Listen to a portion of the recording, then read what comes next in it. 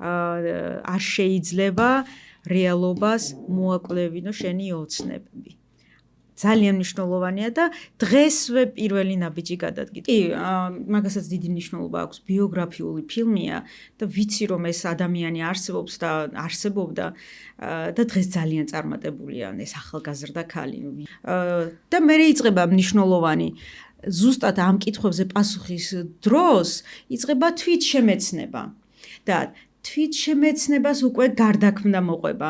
ერთ-ერთი ინსპირაცია იყო ჩემთვის ეს კასტიც საინტერესოა, ხო, დენირო თამაშობს როგორც მახსოვს მამის როლს და დენირო მამის როლს თამაშობს და ძალიანაც ესე თამაშობს, ხო, ნახევარად რომ მოეშვება ხოლმე მაიც და მაიც მთელი გულით და მთელი სულით რო თამაშობს. ესეც რომ იყოს უკვე საინტერესოა.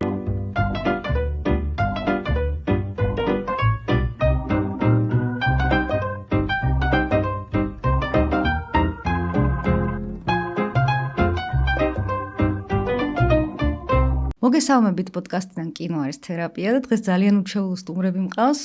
ჩემთან სტუმრად არიან ზოიკო და ბელა. გამარჯობა ბელა. მივესალმები ყველას, მადლობა მოწვევისთვის. ბელა პაპუნაშვილი, მარკეტერი, კომპანია Kidsbox-ის თანადამფუძნებელი, ინფლუენსერი. პირველ რიგში აღნიშნავ ჩვენს დუეტში ინფლუენსერის სტატუსს ზოიკო ატარებს, მე უბრალოდ მისი წარმატების ორბიტაზე აღმოჩნდი და ზოგადად მე ინფლუენსერობას არც გეგმავდი. ეს სრულიად შემთხვევით მოხდა.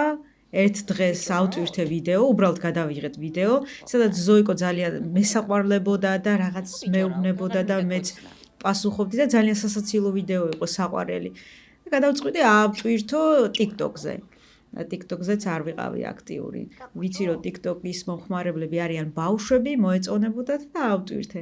მაგრამ უეცრად მეორე დღეს ვნახე, რომ 100,000-ობით ნახვა ქონდა და ძალიან ბევრი მესიჯები, ძალიან ბევრი ფიდბექები, რომ გთხოვთ, რა საყვარელი ატვირთეთ, კიდევ მეტი ვიდეო დადეთ, გეხვეწებით და ძალიან ბევრი თხოვნები იყო. მეც მორჩილად შევასრულე თხოვნები. კიდევ ავტვირთე ერთი ვიდეო, კიდევ გადავიღე, მეორეს მესამე მოყვა და ყველა ვიდეოზე ფაქტიურად 100, 200, 300 1 მილიონი, მილიონ ნახევარი ნახვები ქონდა და უკვე საქართველოსთვის ეს ძალიან ისეთი მაღალი მაჩვენებელია, რა თქმა უნდა. კი, რამდენიმე ვიდეო აქვს მილიონს რომ აცდება, 10 და მილიონს და ძალიან დიდი სიყვარული მოიპოვა მოსახლეობაში. სწორედ ამან გახადა ეს ინფლუენსერი ზოიკო. ამ სიყვარულმა ალბათ. რა ადგილი უჭირავს კინოს შენს ცხოვრებაში?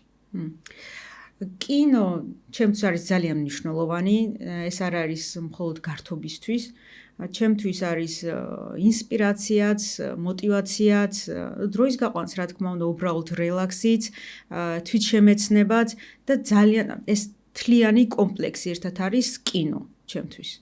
აი ჩვენ თვითონ რომ დავაკვირდეთ ფილმის ყურების დროს თითქოს შორდებით ჩვენს რეალობას, რაღაცა დისტანცია ჩდება ჩვენსა და ჩვენს ყოველდღიურ რუტინას შორის.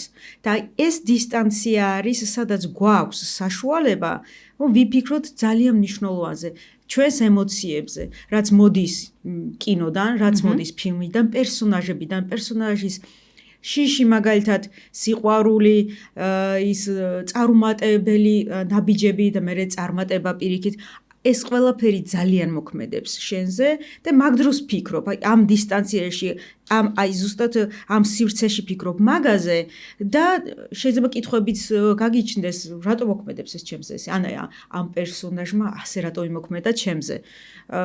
და მერე იწყება მნიშვნელოვანი ზუსტად ამ კითხვებზე პასუხის დროს იწყება თვითშემეცნება და თვითშემეცნებას უკვე გარდაქმნა მოყვება. თუ რაღაცაზე პასუხი ვიპოვე და თვით შემეცნებით მივედი იქამდე, რაღაცა შემიძლია უკვე გარდავქმნა, რაღაცით გავიზარდო. ამიტომ ძალიან დიდი მნიშვნელობა აქვს კინოს ჩემთვის, ფაქტიურად მარტო ჰობი არ არის, ძალიან ბევრს ნიშნავს ჩემს ცხოვრებაში. დღეს შენ მოგვიტანე ფილმი. ძალიან საინტერესო.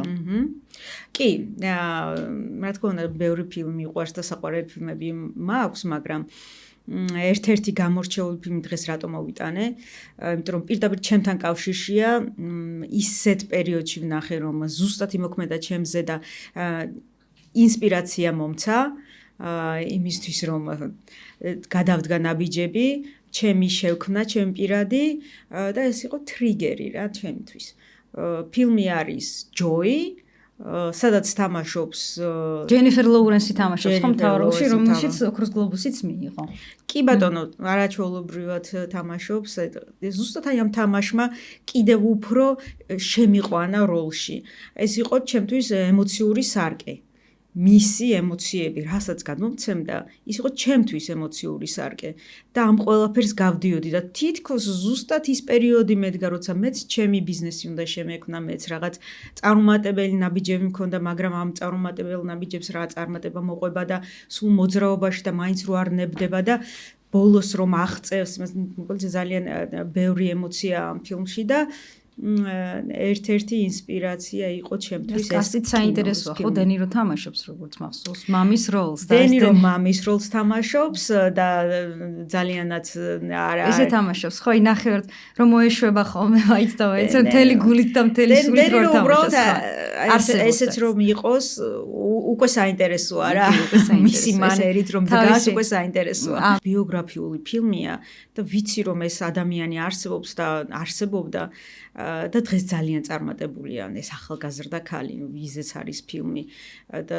ზოგადად ბიოგრაფიული ფილმები ჩემზე პირადად ძალიან მოქმედებს. ორმაგი დატვირთვა ქონდა ასე ვთქვათ რა. კი ბატონო. რა დაინახე ჯოიში ისეთი, აი სადაც შენი თავი მასთან გააიგივე. თავიდანვე ფილმი იწყება ისე სიუჟეტი, ჯოი არის პატარა 12 წლის, 10-12 წლის და უკვე ქმნის თავის პროდუქტს.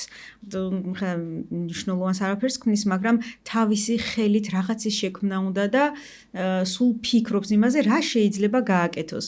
მე მომავალში მე კიდევ დამატებით სხვადასხვა პროდუქტის შექმნა სკოლის ასაკში და ასე შემდეგ. და მეც თავიდანვე რომ დავუბრუნდე ბავშვობას, მახსოვს მეც ესე დაახლოებით 12 წლის ვიქნებოდი. მაშინაც გავლენა მოახდინა სხვათა შორის ფილმმა ეს კოქტეილი. ჩვენ გულაპარაკია მაგას. კი, ტომ კრუზი თამაშობდა, ჩვენთვის საყვარელი მსახიობი იმ დროისთვის. და მაგ ფილმში არის ახსენებს ვიღაცამ ხო შექმნა თასმა უბრალოდ, ვიღაცამ ხო შექმნა ეს საწრუპი, ანუ ვიღაცამ ეს ხო შექმნა, ვიღაცამ ამაზე იფიქრა. და ამ მომენტმა დამაფიქრა მე ხო მართალია, ვიღაცამ იფიქრა, ვიღაცამ შექმნა და შეიძლება მეც რაღაცა შევქმნა, პატარა ვიყავი. შეიძლება სულელური ფიქრები მქონდა რა შეიძლება შექმნა, მაგალითად ერთ-ერთი იყო ესეთი თუ არსებობს მიკროტალღური ღუმელი, სადაც სწრაფად აცხელებენ, ხო შეიძლება ისეთი მიკროტალღური ღუმელი შექმნა, სადაც სწრაფად ცივდება, ანუ ჭიქას რო შევდებ და გაცივდება და ეგრევე ცივს გამოვიღებ და ბავშვი ეთქვა ცივი წყალი მიყვარდა. არ ვიცი. და მე ამ იდეას დავაპატენტებ, გავყიდი და ასე შემდეგ. მოკლედ, პირველი გაიგივება ეს არის, რომ ბავშვობიდანვე სიუჟეტი იწყება როგორ ქმნის და როგორ უნდა რომ შექმნას და მეც მქონია ეს. შემდეგ მივიწყებულია და მეც მივიწყებული მქონდა რაღაცა პერიოდი, იმიტომ რომ სამსახური მიდიხარ მე მარკეტინგში მუშაობდი, გაყიდვებში მუშაობდი და ეს ისეთი სფეროა მიდიხარ გავიწყდება ეს ყველაფერი, რისი შექმნა გინდოდა შენ ეგ გავიწყდება და ბავშვურ ოცნებებს ვივიწყებთ რაღაც პერიოდში. რაც არ გააკეთა ჯოი, აი რა მომწონს ჯოიში და რა არის საინტერესო, რომ ყოველთვის უბრუნდება იმ თავის ბავშვურ ოცნებებს და არ ივიწყებს. აი მე მგონია რომ ეს არის ერთ-ერთი მისი წარმატების მიზეზი. ფორმულა მიზეზი არის ის, რომ ის არ ივიწყებს იმ თავის ბავშვობის ოცნებებს, ხო? და თვითონ ჯოი ახლა შეგაწყვეტინებ, ჯოი როგორ ოჯახშიც იზრდება, იქ ვაკვირდებით, რომ დედა არის ძალიან ექსტრემალურად ინფანტილურია, ხო? როგორი რაღაცნაირი დედა ყავს და ასეთი ბავშვები, რომლებიც იზრდებიან ასეთ ოჯახში, ნუ პარენტიფიკაცია ემართებათ, უკვე ისინი იღებენ თავის თავზე მშობლის როლს და აი ასეთ ბავშვებს ხშირად შემდეგ უკვე ნელ-ნელა უვითარდებათ ისეთი თვისებები, როგორც მე დავინახე ჯოიში. ერთ-ერთი თვისება ჰიპერპასუხისგებლობა, რასაც ვხედავთ ჯოისში, ხო? ერთ-ერთი კიდევ ასეთი თავის თვისება, როდესაც ისინი სხვათა შორის აქვთ ეს კარგი თვისება შეიძლება არ არის, არას ვერ ამბობენ. და ჩვენ ვხედავთ, რომ მისი ყოფილი ქმარი ცხოვრობს მასთან სარდაფში, მაგრამ მაინც იქ ცხოვრობს. მერე მამასაც ვერ ეუბნება უარს, რომელიც რომ ერთ-ერთ ცოლს კიდევ შორდება და მოდის მასთან და ისიც სარდაფში. არას თქმა ძალიან უჭირს. მან საინტერესოა ზუსტად ქაოსში ცხოვრობს. ტურბულენტური რაღაცის ტიპი. კი, ეს არის ქაოსი, ყოველდღიური რუტინა არის ქაოსად გადაქცეული. არაფრის დრო არ აქვს. არის მომენტი, რომ ავიწყდება ის ოცნება და ეს ხოთა შორის ძალიან მნიშვნელოვან მესიჯს აძლევს ის საქმრო, სანამ ქმარი გახდებოდა, ურჩევს თავისი საქმრო ეუბნება, არ შეიძლება რეალობას მოაკვლევინო შენი ოცნება.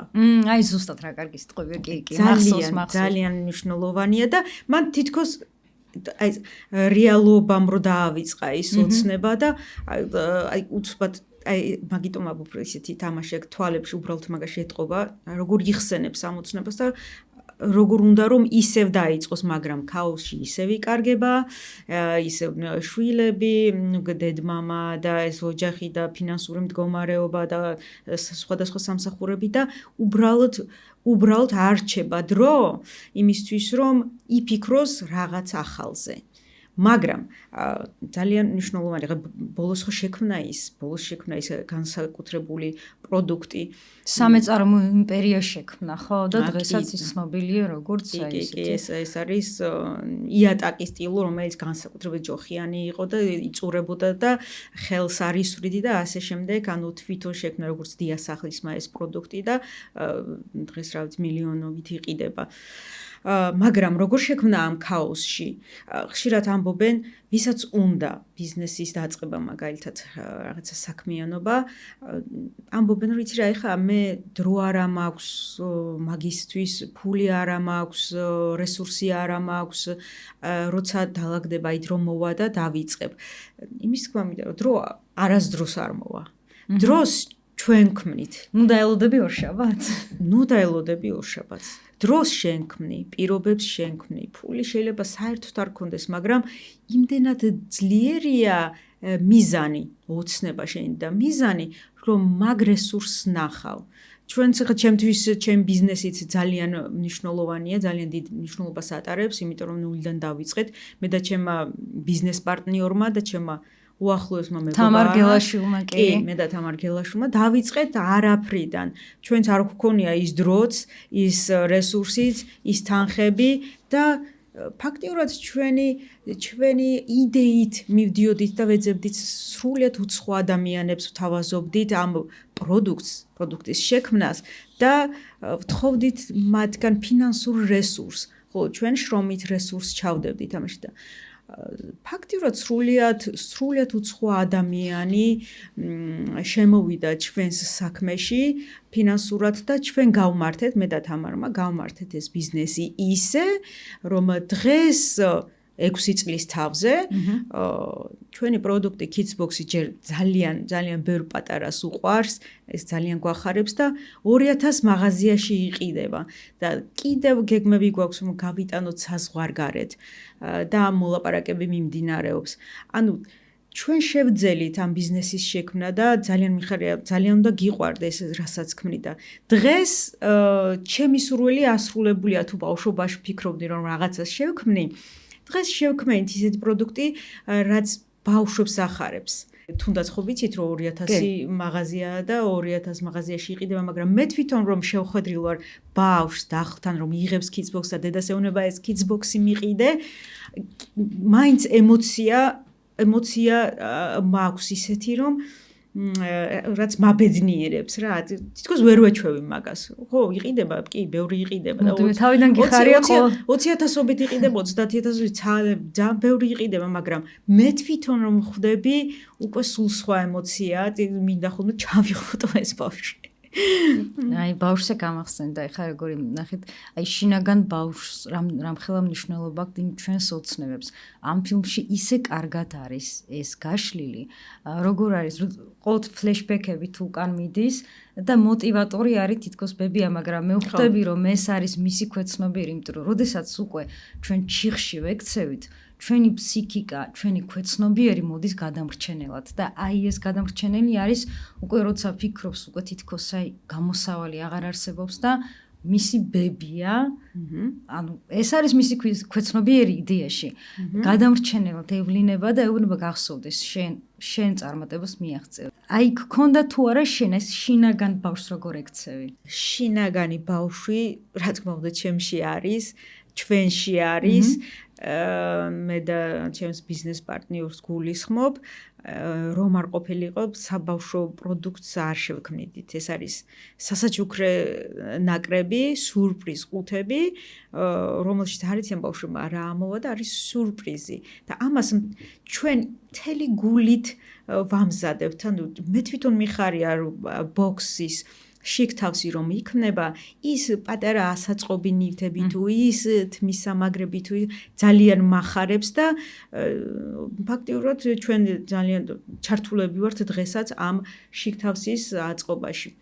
და ეს ბავშვურ სიამოვნებას დღესაც გვანიჭებს. მე ვიცი კიდევ ახალი პროდუქტი რაც დაემატა და სადაც მთავარროლში ისევ ზოიკოა და შეგიძლია რაღაც გითხრა. ზოიკოს რაც შეეხება, ეს ინფლუენსერი გოგო ყავს ზოიკო. არა მარტო ინფლუენსერი, ის მე მახსოვს კინოში შარშან ზუსტად შარშან საახალწლო რაღაც ფილმი გადაიღეს ქართული და ეპიზოდურ როლში ითამაშა ჩვენმა ზოიკომ ასე რომ არა მარტო ინფლუენსერი, არამედ მსახიობიც არის ჩვენი მსახიობი. ჩვენ ახალ პროდუქტზე კი, ახალი პროდუქტიც გამოვიდა. პირველი რაც იყო ჩვენ იყო Kids Box-ი ყუთის სახით, სურპრიზ ყუთი და ეს იყო პირველი სურპრიზ ყუთების საბავშვო ქსელში. კი არსებობდა მანამდე რაღაც ყუთები, რომელიც კერძოდ იყიდებოდა კერძო მაღაზიებში, მაგრამ ჩვენ საქართველოში ვიყავით პირველები, ვინც შევიდნენ ქსელში და ფართოდ გააცნო აუდიტორიას ეს პროდუქტი. დღეს უკვე სხვადასხვა ძალიან ბევრი სხვადასხვა იქნება სხვადასხვა ყუთი ისეთი ასეთი არ დავასახელებ, მაგრამ პირველი მაინც Kids Box-ი რომ ყველა მიცის, თითქმის ყველა ბავშვმა იცის ყველა მიცის Kids Box-ი ნამდვილად და რადგანაც ძალიან უყვართ ზოიკო, ჩვენ გადავწყვიტეთ რომ გვინდოდა უბრალოდ გმირი ყოლოდა Kids Box-ში, საბავშვო გმირი შეიძლება იყოს ეს ცხოველი, ფრინველი, ასე შემდეგ, მაგრამ რადგანაც ზოიკო ძალიან შეიყვარეს, გადავწყვიტეთ რომ ზოიკო იყოს ჩვენი გმირი. და ყველა Kids Box-ის ყუთს დაეხატა ზოიკოს ვიზუალი. ანუ კვერცხებსაც ასევე. და ძალიან მოსწონთ ბავშვებს, მე ვიცი ძალიან ბევრი მშობელი, რომელიც ამბობს, რომ ჩემს შვილს უყვარს Kids Box-ი და ეხლა ამ ბოლო დროს უკვე ალაპარაკდნენ ზოიკოს აი ამ კვერცხებზე. კი, და კიდევ ერთი, რადგანაც ესე ითხოვნენ ზოიკოს ნივთებს, ბევრი მწერდა რომ ზოიკოსთან გაცნობა უნდა რამდენიმე გავაცანი კი, მაგრამ ყველას ვერ შევძლებდი. ამიტომ არის რაღაც ნივთები შექმნით სახაზავი სტიკერები, სადაც ზოიკოა გამოსახული და თვითონ ამ პროდუქტში დევს, რაც ახარებს ბავშვებს თავისთავად. ზოიკო არის ცოტა მორიდებული. ეხლა რო არ ლაპარაკობს, იმიტომ გამიკვირდა. ზოიკო არის ძალიან მორიდებული სხვა გარემოში. არ იწყებს საუბარს სანამ 1-2 საათი არ გავა და უცხო გარემოთან განათებებიდან მოხდები, რომ ცოტა შეშინდა ფთალი. დაუბრუნდეთ ჯოის. კიდევ ერთხელ აღნიშნავ, რომ ძალიან კარგი გემოვნება გაქვს და მართლა ძალიან კარგი კინოა, კარგი ფილმია და ზოგჯერ რომ ვუყურებ ჯოის მგონია რომ ვიღაცამ დააკოუჩა, რაღაც ძალიან კარგი ფსიქოლოგი ყავს, იმიტომ რომ ზუსტად ისე იქცევა, სწორად იქცევა, თუნდაც რომ ბრაზდება და უკვე რომ ვაი მგონია რომ სხვა ფარხმალს დაყრიდა აი ამ მომენტში, არა, სიბრაზეს მიმართავს სწორად. ინტუიციაც, აი იმ ბავშვებს, რომლებიც აი პარენტიფიკაცია როგორც ვახსენე, ხო, რომლებსაც ყავთ ისეთი ინფანტილური მშობელი, როგორც მას ყავს, მათ უვითარდებათ ეს თვისებები, უვითარდებათ ასევე ინტუიცია. ნუ პასუხისგებლობის მაღალი ცნობა ეს ვიცით, აი ყველაფერს ხედავთ ჯოიში. ანუ მე ვხედავ რომ ეს მარტო რეჟისორის და სცენარისტის დამსახურება კი არ არის, ეს კარგად არის გადმოყვანილი. ეს ხო ბიოგრაფიული პერსონაჟია და კარგად არის ეს თვისებები გადმოღებული და ნაჩვენები და ყველა ის თვისება აქვს, რომელმაც შეიძლება უკვე ესე გვიწინასწარმეტყველოს, რომ ეს ადამიანი მიაღწევს წარმატებას, ხო? თვითდისციპლინა არ წუწუნებს, აი რა მომწონს, არ წუწუნებს. რაღაც მომენტში ბრაზდება ან რაღაც მომენტში პაუზას იღებს და ეს ძალიან კარგი, ამიტომ ამბობ ზოგჯერ მგონია რომ დააქოუჩეს მეთქი, იღებს პაუზას, ცოტა ხანს ვარდება აი ამ ბრაზში და იწყებს თავიდან. მაგ თემას გავაგრძელებ, რა თვისებებია საჭირო და კი აქვს სიბრაზე და მან აქვს შიშიც. აი ამბობს რომ მე ყველაფერი ჩავდე ამაში. ანუ მან უკვე შიშია რომ მე სახლიც ჩავდო, ყველაფერი ჩავდე. შვილების კოლეჯის ყველაფერი ჩავდე ამაში და ფიქრობს რომ ეს კრახით არ უნდა დამთავრდეს, ყველაფერი ჩავდე ამაში და რა თქმა უნდა შიში აქვს. აი იგივე ადამიანები ამბობენ რომ მაგალითად რა იმ პარალელს გავავლებ ჩემთვის ახლობელი ადამიანი მოსულა და რჩევის სახით უთხოვე, აი რაღაც მინდა შევქმნა ისე რომ ფინანსურად რაღაც შემოსავლები მქონდეს, არ მყოფნის რაც, მაგრამ შენ რას მირჩევდი და მე ჩემი გამოცდილებიდან გამომდინარე ვეუბნები რომ შენი უნდა შექმნა, შენ რაშიც ხარ კარგი, ან რაც გინდა, ეს უნდა შექმნა და მიყვე ნაბიჯ-ნაბიჯ. სწორად დაინახოს თავის რესურსი. კი, მაგრამ ამაზე გპასუხობენ, აუ იცი რა მე მაგისთვის რისკია საჭირო და ეს მე მაგის მეშინია რომ ავიღო რაღაცა სესხი ან რაღაცა დავიწყო არ გამომივიდეს და ეს შიში მე მაქვს და შენ ალბათ არ ქონდა. მაგაზე მინდა რომ უპასუხო ყველას. შიში მეც მაქვს და მასაც აქვს და ჯოისაც აქვს და შიში ყველას აქვს წარუმატებლობის და ამ კრახის და ამ რისკის და შიში ყველას აქვს, მაგრამ რითი განსხვავდებიან წარმატებული და წარუმატებელი ადამიანები? წარმატებული ადამიანი მიუხედავად ამ შიშისა აგრძელებს სვლას, ანუ მოქმედებს და წარუმატებელი შეეშინდა წარუმატებელს და ანებებს თავს. ასე რომ ანუ განსხვავდება, მაგის თქმა მინდა და ჯოის, რა თქმა უნდა, ეს მომენტია რომ ეშინია, მაგრამ სწორნაბიჯებს გავს, აგრძელებს მოქმედებას, პირდაპირ იქცევს და პირდაპირ მიუვარდება. ეს თვისებები ძალიან მნიშვნელოვანია და კიდევ ერთი ნახე სტატისტიკურად მაგას ვკითხულობდი, სტატისტიკურად ფაქტიურად ბიზნესის წარმატების 54% დამოკიდებულია ფსიქოლოგიურ ფაქტორზე და არა გარემო ფაქტორებზე. კი, წარმოვიდგინეთ, 54% არ არის ცოტა, რომ დავიწყოთ იმაზე ლაპარაკი, რომ მე ბიზნესი ვერ დავიწყე, მინდოდა ბიზნესი, მაგრამ არ იყო დრო თუ ფული თუ რაღაცა ასე შემდეგ.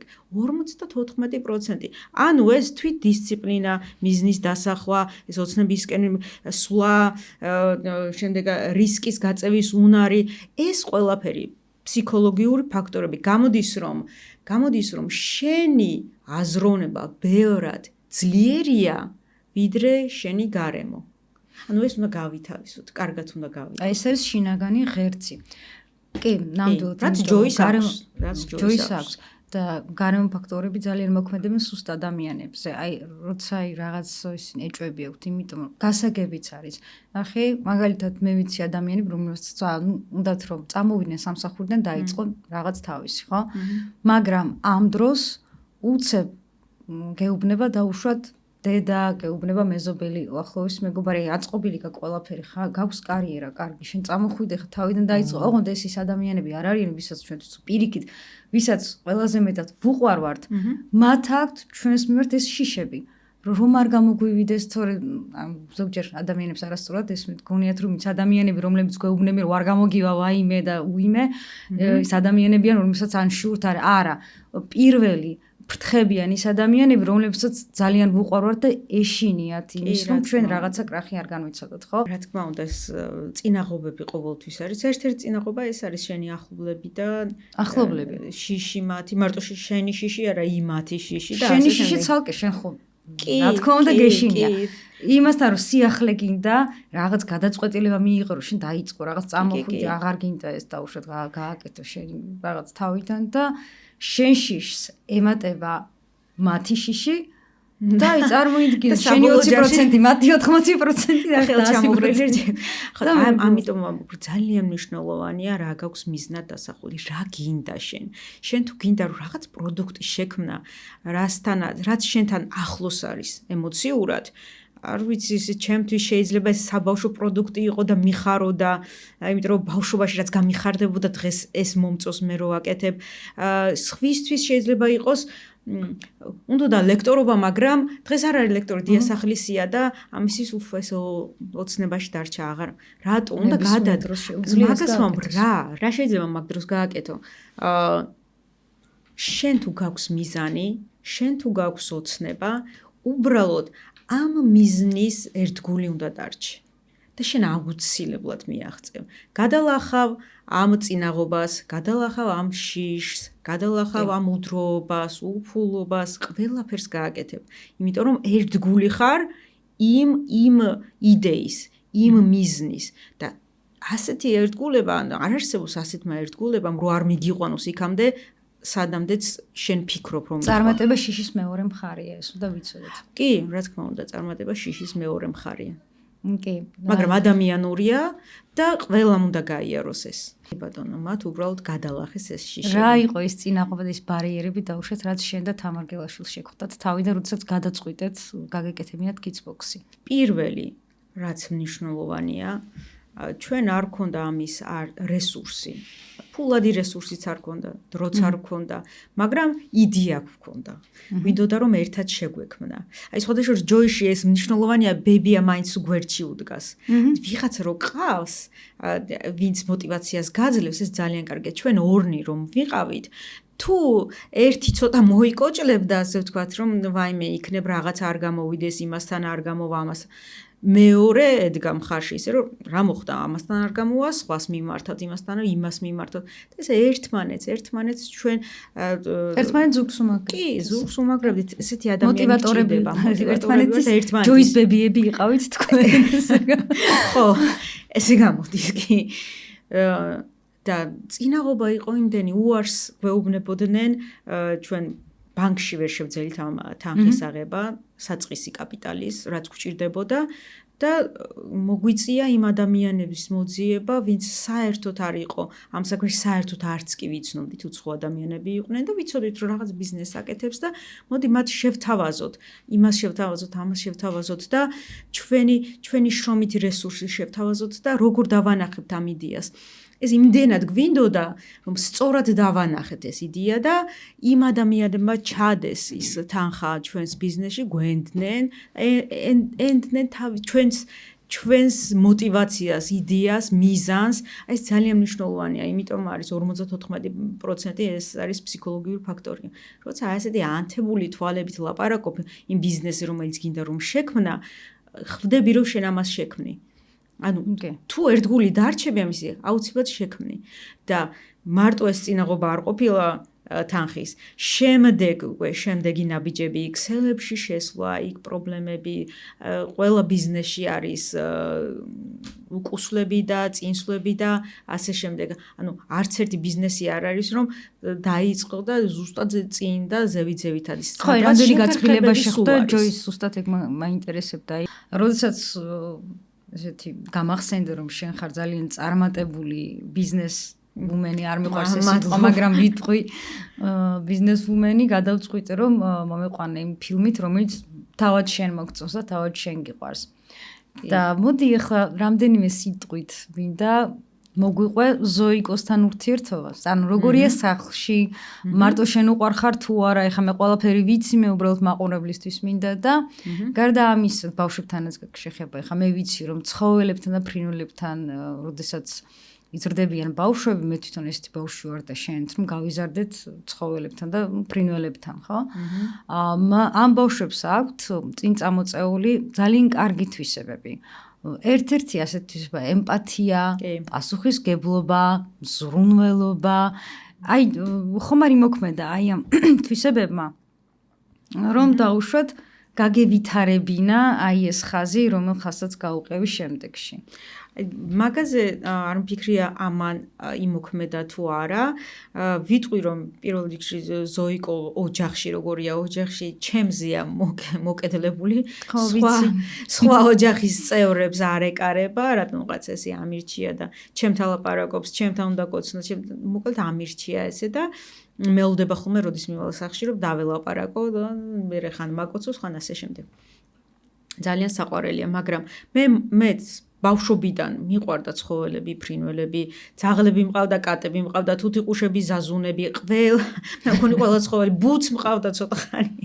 ძალიან ბევრი ცხოველი მყავდა და ძალიან მე მახსოვს ეს ემოცია, რამხელა ემოცია იყო, პატარა კნუც რო ავიყვანდი, ან პატარა ლექს რომ ამიყვანდი და სახში მოვიყვანდი და ვაჭმევდი და ზუსტად აი ზოიკოსთან ერთად რო გავდივარ, მაგალითად, შეიძლება გავიდე ზოიკოსთან ერთად რაღაც შენობაში მაინც, ან ჩემ პატარა ძაღლთან ერთად რომ გავდივარ და როცა ბავშვები მოდიან და შეიძლება მოვეფერო, აი მე როგორ მინდა რომ მოვეფერო, როგორ მინდა რომ მყავდეს ჩემი ცხოველი და დედა არ მანებებს და ისეთი დანანებით გეუბნები, მშობლები არ მანებებენ, იმიტომ რაღაც და ძალიან რო უნდა წარმომიდგენია ბავშვობაში ეს ძალიან რომ მინდოდა და რო არ ყოლოდა და არ წარმომიდგენია იმიტომ რომ ამიტომ მე არ ვიცი რა უფლება მაქვს ვურჩიო, მაგრამ მაინც ჩემსას ვეტყვი მშობლებს ძალიან მნიშვნელოვანია ბავშვის ემოცია ამ დროს რამდენად მნიშვნელოვანია მისთვის ცხოველი. გარდა იმისა რომ ამით ვაბედნიერებთ ვუვითარებთ ისეთ თვისებებს, რომლებიც შემდგომში ცხოვრებაში გამოადგება. აი ეს ეტაპი არ უნდა გამოვატოვებინოთ. ხო. მე ვიცნობ ისეთ ადამიანებს, რომელიც ბავშვობაში სულ მინდოდა ძაღლი მყოლოდა და აი არ ამყავს და დღეს უკვე 30 წლის არის და იმას ხო ვერ დააბრუნებ, აი ბავშვობაში როგორ მინდოდა. და ეს ეტაპი არ უნდა გამოვატოვებინო ბავშვს თუ უნდა მართლა ბავშვს ფიქრობ რომ ის რომ სახლში ბეწვი და აი ესეთ წვრუმანებზე აღარ უნდა იფიქროს მშობელმა. თუ მაინც და მაინც ისეთი ალერგიული არ არის, მას ვერ აიტანოს, სხვა შემთხვევაში ალბათ აუცილებლად. ხო, და კიდევ მეკითხებიან თუთიყუში რო შევიძინოთ, სახეობა ჟაკო, ბავშვებისთვის რამდენად კარგია. მაგას ვიტყვი რომ 4-5 წლის ბავშვისთვის მაინც ჯობია პატარა თუთიყუში შეიძინონ, იმიტომ რომ ამის ნისკარტი იმდენად ძლიერია, ნუშსაც კითხავს. რომელი ფილმია, რომელსაც მირჩევდი მე, რომ გაგვერჩია ამ პოდკასტში? და რომელ სტუმარს მირჩევდი? თუ სტუმარზეა საუბარი, მე პოდკასტებს უყურებ ხოლმე, მომწონს საშა კაცმანის პოდკასტები და ერთ-ერთ პოდკასტში ახსენებს ჩემთვისაც საყვარელ ფილმს და თვითონ რა ძალიან უყვარს ეს ფილმი, ეს არის ამადეუსი. მილოშ ფორმანის ამადეუსი. ყოველ წელს ვუყურებ ამ ფილმს და მაგ ფილმში არის ძალიან ბევრი ემოცია. კი არის შურიც და სხვა შერეული ემოციები. შესაშურად გაკეთებულია შური ძალიან. ნამდვილად. მაგრამ აი ძალიან დიდი ემოციებია და ფანტასტიკური ფილმია ესეც. ესე იგი საშა კაცმანი მილოშ ფორმანით. მე ძალიან მიყვარს საშა კაცმანის პოდკასტები, ნამდვილად საინტერესოა. კიდე ვინ მოგხვდა თვალში. და კინოზე ვფიქრობ, რომ საინტერესოდ ისაუბრებს. კინო მარტო ჩვენთვის ყველასთვის ძალიან მნიშვნელოვანია და ფიქრობ, რომ უმეტესობა ადამიანისთვის ძალიან მნიშვნელოვანია, იმიტომ რომ ეს არის როგორც შენს ტრენინგზე ახსენე, შენს ტრენინგზე ინსტრუმენტი. ხო, ეს არის ინსტრუმენტი, შეიცნო საკუთარი თავი და შეიცნო სხვებიც. თუ გახსოვს ამაზე მართლა ეს მაგაში გეთანხმები, მართლა ეს ინსტრუმენტია და მაგალითებიც მოყავდა, მაგალითად ერთად რომ უყურეთ ფილმს და ვის რა აზრი აქვს და ერთმანეთს როგორ ასე ვთქვათ აანალიზებთ. კი, რა ნამდვილად იმიტომ რომ აი დავუშვით ვიღაცასთან ერთად, როცა მიდიხარ ან კინოში, ან უყურებთ ერთად ფილმს, გავიმეორებ, რაც ტრენინგზე ვთქვი, შეიძლება ისეთი კომენტარი გააკეთოს, რომ მიხვდები რომ ეს ადამიანი შენი არ არის. აი მაშინაც ისეთ გახსოვს რომ ვთქვი რომ რაღაც აი რა უნდა ეხლა ამ ქალს რას უჭედავს და არა და ძალიან სწორ რაღაცაზე უჭედავს. უკვე ხვდები რომ რაღაცა აქ და მით უმეტეს კარგია მოზარდშვილებთან ერთად ფილმის ყურების მნიშვნელობაზე ვილაპარაკეთ მაშინ და უშუალოდ Stranger Things და არის ხო და Wednesday და რაღაც ისეთი ფილმები და გარდა იმისა, რომ უხარიათ ბავშვებს და თინეიჯერებს მით უმეტეს შენთან ერთად ფილმის ყურება, იქ ისეთ მომენტებს დაიჭერ, ისეთ კომენტარს გააკეთებს მასწავლებელზე, მეგობარზე, სიტუაციაზე, რომ შენ მიხვდები რაღაცნაირად დაიჭერ, აი რა ხდება მის ცხოვრებაში, რას ფიქრობს, აი ამა თუ იმ მოვლენაზე, ხო? ეს ძალიან მნიშვნელოვანია. მახსენდება კიდევ ერთი გორგილაძის ყოფიერების აუტანელი სიმსუბუქი აქვს ესეთი გადაცემა მისის ალბათ. და რატომ აქვს ეს სახელწოდება? არის ესეთი რომანი ყოფიერების აუტანელი სიმსუბუქე და მილან კუნდერას რომანი და რატომ დაარქვა გადაცემა, ოღონდ არ ვიცი. რომანის გამო თუ ფილმის გამო და ფილმიც არსებობს. დარწმუნებული ვარ ის ფილმიც მოწონს, ფილმიც კარგად არის გაკეთებული, დარწმუნებული ვარ შეუძლია აი ამ ფილმზე ილაპარაკოს. კი და მე გირჩევდი გორგილაძესაც. ზიგ საშა კაცმანი. გორგილაძე. კი ბატონო. საინტერესო სტუმრები იქნებოდნენ. ნამდვილად საინტერესო სტუმრები იქნებოდნენ. ძალიან დიდი მადლობა ბელა. მადლობა ზოიკოსაც რომ არის ესე წყნარად ზის. მადლობა ზოიკოს რომ წყნარად ზის, მაგრამ კი მინდოდა რაღაც რამდენიმე სიტყვა ეთქვა. ზოიკოს რაც შეეხება, მადლობა რომ ესე მშვიდად არის და არ გვერევა. მადლობა რომ მიარჩა მინის კარტა და დამპალო არ დამიძახა.